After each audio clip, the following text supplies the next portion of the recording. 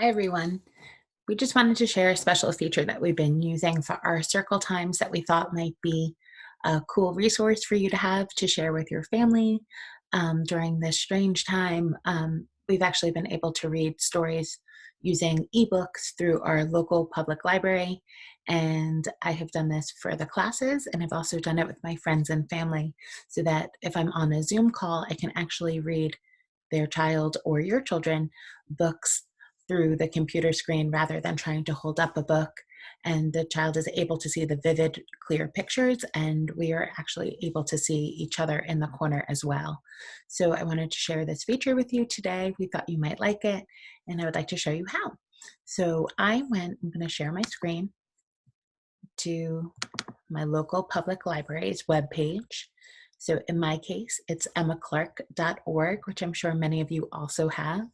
I logged into the account, then I hit the tab for kids.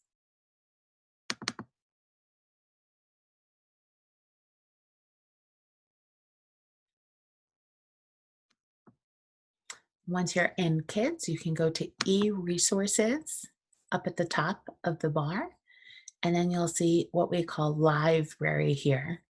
So some of you may already be using Livebrary, but if you haven't, this is what it looks like. So once you get to the library screen, you go to the Kids tab, and I went to eBooks for Kids. From the eBooks, you can choose any of these, or you can search for your own stories. Not everything is available, but there are some books that are available that we've found really wonderful resources, or you can even put books on hold.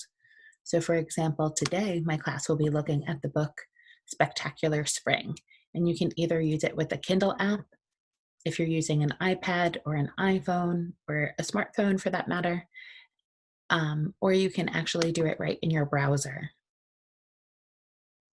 So in your browser, the book will come up. This is already a few pages in from the last time I looked at it, and the pictures will come up and they're vivid and they're bright, and the child will see you in the corner of their screen reading the story to them. So we just wanted to let you know about this feature. You are able to take out 7 books at a time, and you can put some holds on as well. And we hope that this is a helpful resource for you. Okay, have a good day.